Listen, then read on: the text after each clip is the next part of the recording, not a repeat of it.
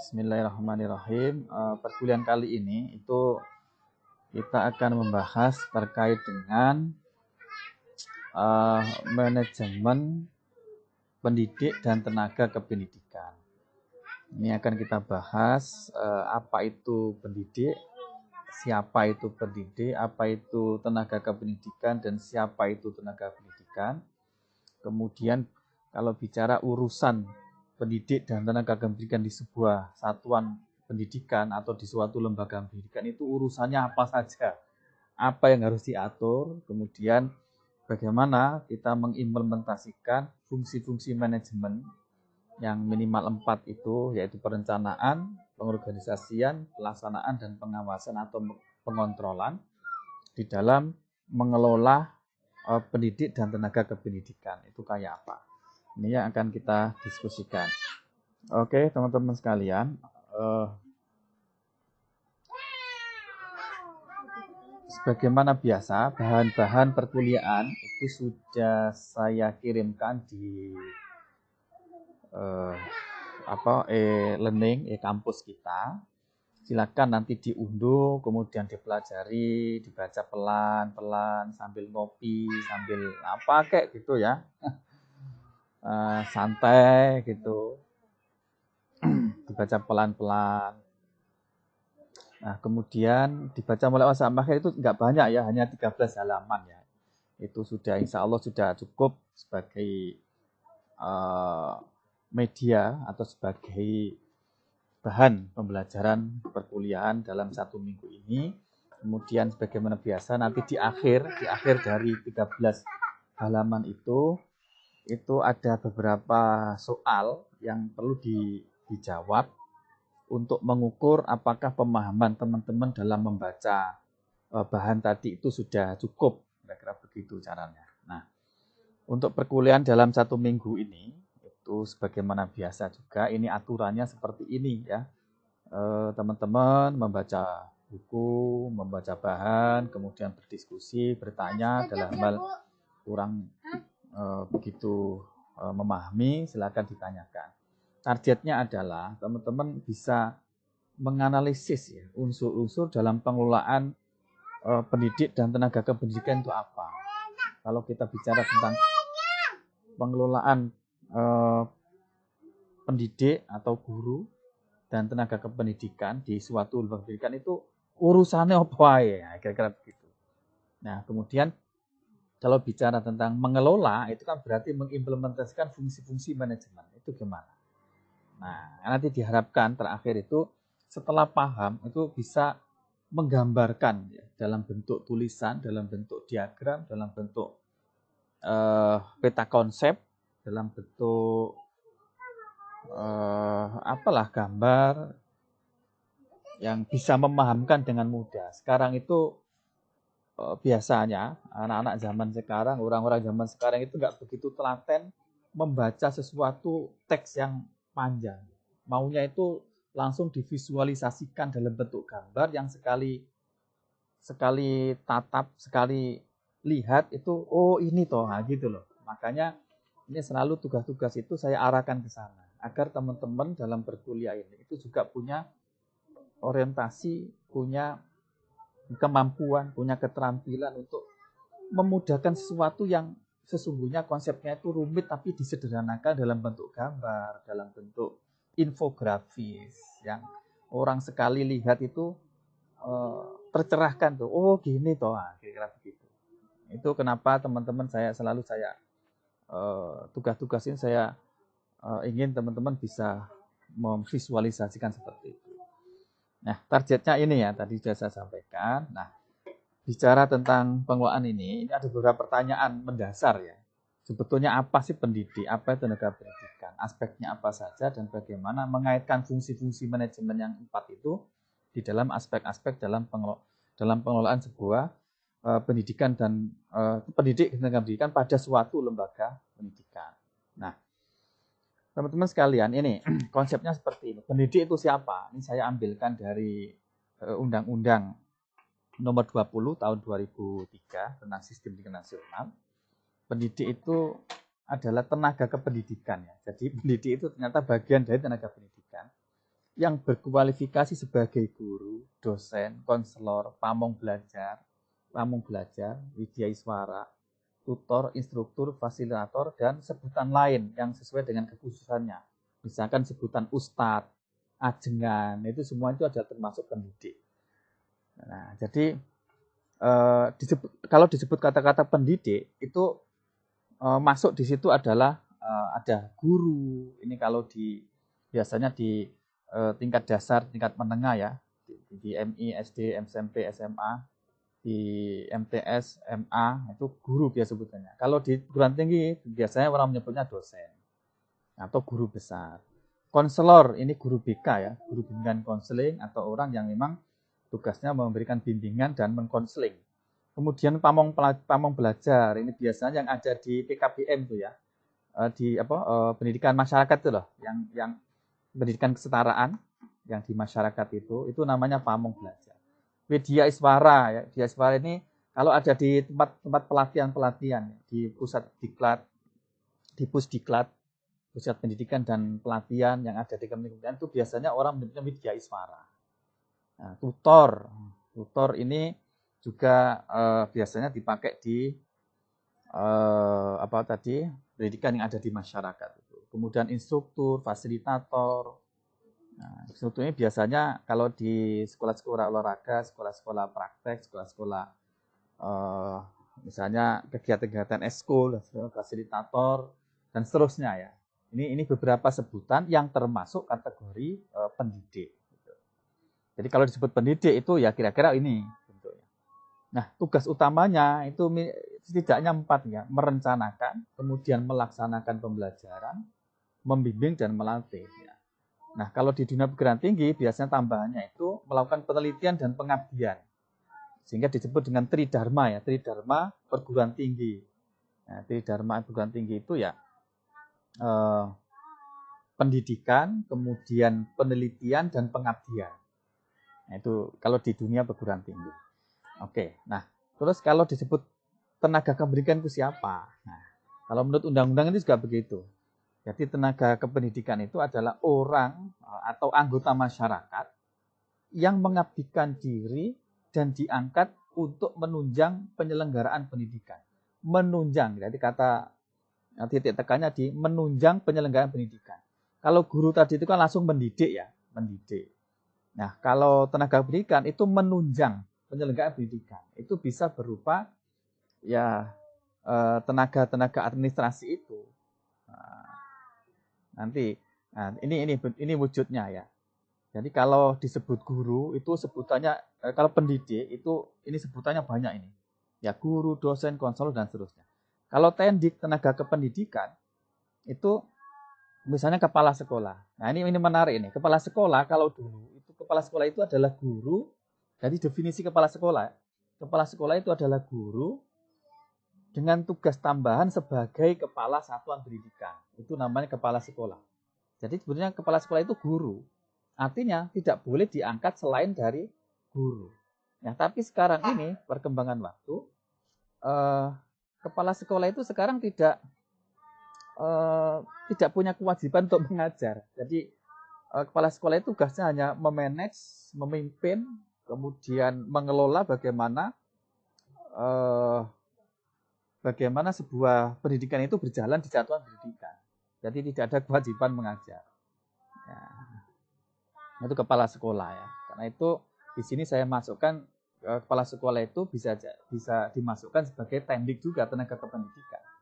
Karena perkembangan sekarang sekali lagi kepala sekolah tidak ada kewajiban untuk mengajar. Kalau dulu wajib mengajar minimal 6 jam pelajaran ya.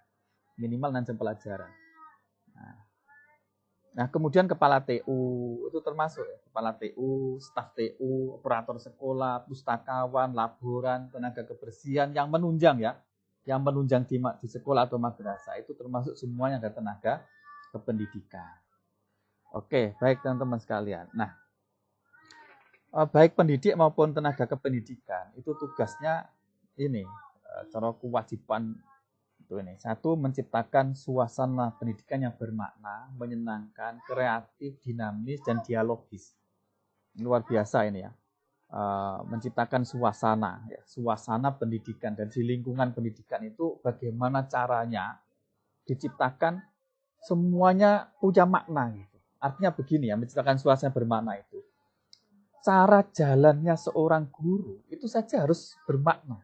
Bermakna dalam dunia pendidikan, bermakna mendidik. Jadi makanya guru itu nggak boleh sembarangan ya, nggak boleh sembarangan dalam berpakaian, berpenampilan,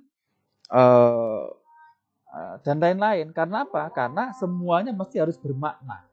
Ya bermakna apa? Ya bermakna mengandung nilai-nilai pendidikan. Gitu.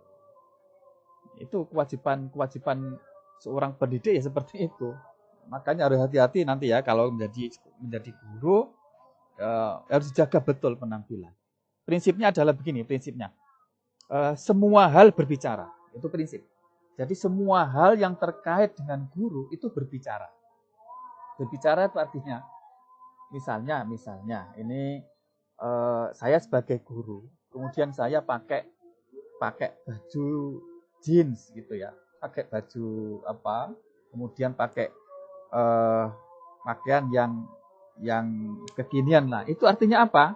Artinya berarti saya sama dengan bicara kepada siapapun mahasiswa saya atau murid saya bahwa saya itu orangnya gaul loh ya. Nah gitu. Jadi saya pakaian yang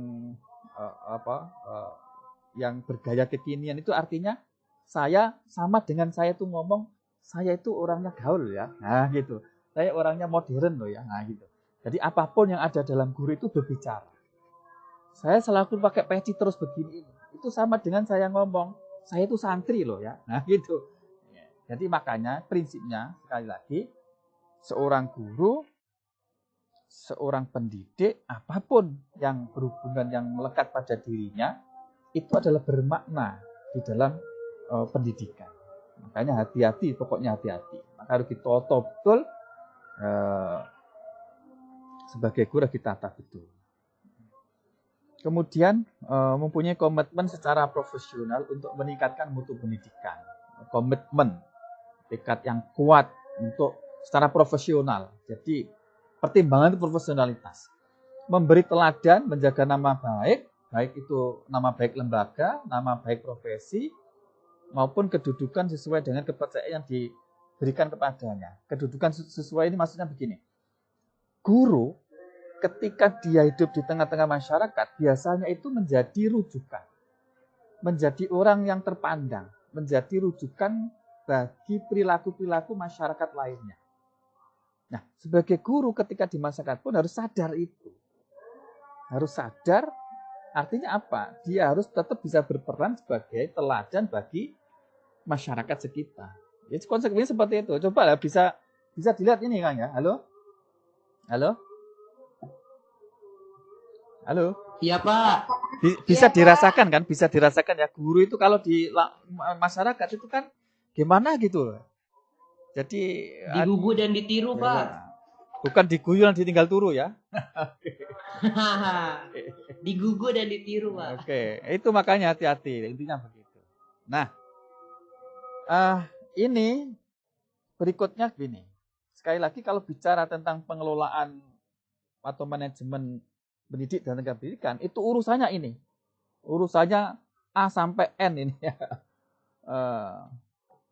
Jadi apa yang dikelola dalam sumber daya manusia yang ada di sekolah atau guru dan pendidikan itu pertama-tama dalam analisis ini kebutuhan SDM. Jadi sebuah lembaga ini butuh guru berapa, guru yang kayak apa, butuh tenaga pendidik berapa, kayak apa, kompetensinya dibutuhkan, kayak itu harus dianalisis betul. Kemudian direncanakan, pendidik dan tenaga kependidikannya itu direncanakan. Kebutuhannya kayak apa, kemudian direncanakan bagaimana pola perekrutannya, bagaimana pola seleksinya, bagaimana kemudian penempatan, dan seterusnya.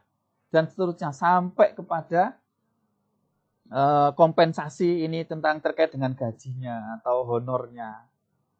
Kemudian penilaiannya, ngajarnya bagaimana. Kemudian pengembangan karir itu artinya kalau guru itu ngajar terus dalam 4 tahun, masa jadi guru terus? ya kadang diangkat dong jadi kepala apa begitu, atau jadi wali kelas. Kalau terus nanti menjadi wakil kepala. Nah, wakil kepala menjadi kepala. Jadi harus pengembangan karirnya itu harus jelas. Kemudian pengembangan kompetensinya juga. Artinya jangan sampai guru selamanya tidak pernah ditingkatkan kemampuannya dalam mengajar. Nah, itu tanggung jawab seorang kepala sekolah. Kemudian bagaimana pola mutasinya? Mutasi itu perpindahan dari jabatan A menjadi jabatan B. Jadi dari tugas ini menjadi tugas yang lain, mutasi. Promosi itu kalau pengangkatan ya. Promosi itu urusan dengan pengangkatan. Hasilnya guru biasa diangkat menjadi wakil kepala bidang kurikulum misalnya, itu namanya promosi. Dari wakil kepala bidang kurikulum menjadi kepala, itu namanya promosi. Nah, kemudian pemberhentian. Biasanya kalau di sekolah-sekolah swasta, di yayasan-yayasan itu, kadang guru sampai tua-tua gitu ya. Karena mau memberhentikannya itu ada malu, ada rasa gimana gitu. Itu berarti pengaturannya tidak jelas. Ya, jadi dan seterusnya. Oke, pendek kata begini teman-teman sekalian. Ini kalau kita petakan seperti ini. Jadi ini aspek pengelolaan SDM ini semua urusan yang berkaitan dengan sumber daya manusia, yaitu guru dan tenaga kependidikan yang ada di lembaga pendidikan, itu mesti harus dikelola. Lah cara mengelolanya bagaimana? Harus direncanakan. Semua hal ini harus direncanakan dengan baik. Kemudian diorganisir bagaimana semua aspek yang terkait dengan pemberdayaan pendidik dan tenaga pendidikan itu bisa berjalan dengan baik. Kemudian dilaksanakan dan selanjutnya adalah diawasi pelaksanaannya itu apakah sesuai dengan perencanaan atau tidak. Ketika tidak sesuai berarti harus diperbaiki. Nah, bahkan bila perlu dihentikan, tidak perlu dilaksanakan, diganti dengan program yang baru. Itu hasil dari pengawasan. Jadi praktek pengawasan itu selalu berakhir dua hal. Bisa jadi diperbaiki, dipertahankan programnya itu, diperbaiki, atau bisa jadi dihentikan, diganti dengan program yang lain. Itu hasil akhir dari sebuah pengawasan. Nah, berikutnya adalah bicara tentang pengelolaan sekarang, manajemennya. Sekarang apa sih yang harus dilakukan oleh seorang pemimpin satuan pendidikan, pemimpin lembaga pendidikan, ketika dia itu menjabat sebagai pimpinan lembaga pendidikan. Setidaknya ini terkait dengan pendidikan, tenaga pendidikan ya. Yang pertama adalah seorang kepala madrasah atau kepala sekolah di lembaga satuan pendidikan itu harus memiliki program bagaimana cara memberdayakan pendidik dan tenaga pendidikan. Jadi tidak boleh dibiarkan, harus diprogramkan. Nah, program terkait apa? Ini. Nah, program pemberdayaan atau pendayagunaan pendidikan dan pendidikan itu harus disusun memperhatikan dengan standar pendidik dan standar tenaga kependidikan. Artinya begini, pemerintah itu kan sudah mengeluarkan standar minimal seorang pendidik. Seorang pendidik itu harus punya kepribadian seperti ini, punya sikap sosial seperti ini, punya profesionalitas seperti ini, kemudian punya kemampuan pedagogik seperti ini. Itu harus menjadi ukuran. Kalau ada pendidik yang kemampuannya di bawah itu berarti harus ditingkatkan kemampuannya dengan melakukan pelatihan-pelatihan, dengan melakukan pendampingan agar kompetensinya itu meningkat. Jadi tidak boleh dibiarkan. Nah, program tadi itu dikembangkan sesuai dengan kondisi lembaga. Nah, termasuk pembagian tugas, siapa mengerjakan apa, siapa ini ahlinya bidangnya apa, maka diberi tugas sesuai dengan keahliannya itu dan sesuai dengan kebutuhan yang ada di lembaga itu. Termasuk menentukan sistem penghargaan.